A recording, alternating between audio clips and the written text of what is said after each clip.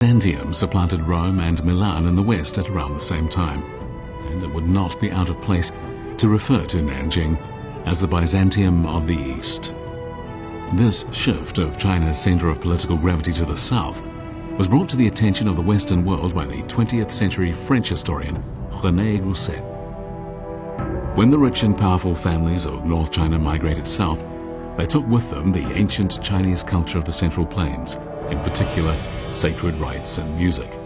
These were then transplanted to the Yangtze River Delta, where they took root and flourished. For the first time, the Yangtze River Delta became the center of traditional Chinese culture.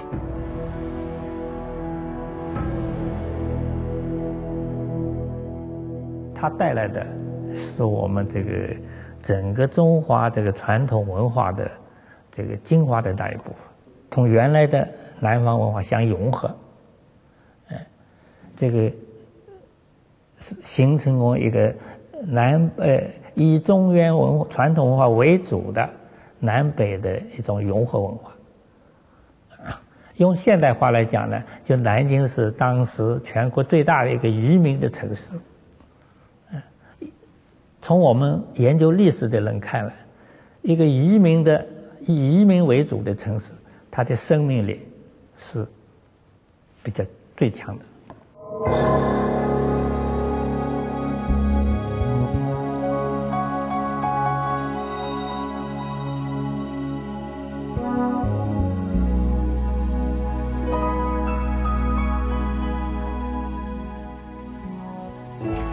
The wildflowers are in bloom by Red Sparrow Bridge, and the sun is setting over Black Robe Lane. Swallows used to nest in the mansions of Wang and Xie, but now they fly in and out of the homes of commoners.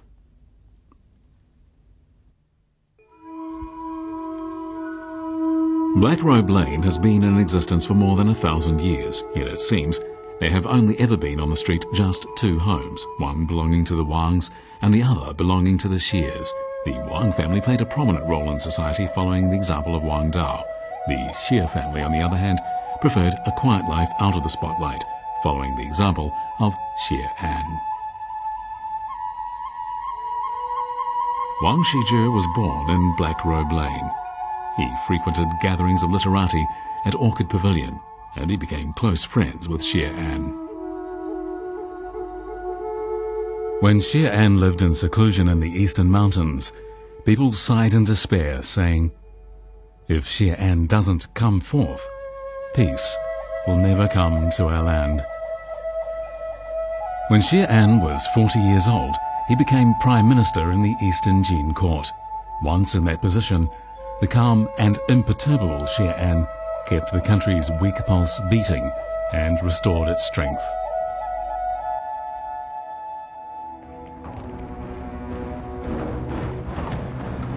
In the 8th month of the year 383 AD, Fu Jian, the emperor of the former Qin Empire, led a conquering army south.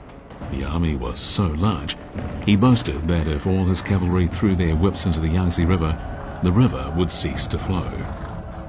Faced with this massive force, Xie An sent his nephew Xie Xuan with an army to meet Fu Jian on the battlefield. The military situation was grave, but Xie An busied himself at the capital playing a game of Go. When the first reports from the battlefield arrived, Xie An looked at them and then continued with his game. His attendants, anxious to hear how this critical battle was going, pressed him for news. Finally, Xie An said quietly, "The little guy crushed those thugs." The state had been in a perilous situation, and the people who had migrated south not long before to escape war had been facing the same dangers yet again. But a military victory enabled the country to turn danger into security. The political situation in the south stabilized, and although the Eastern Jin had lost a portion of its territory, it was content to rule over the remainder for another 130 years. After the danger had passed, Xie An returned to his life of seclusion. Centuries later,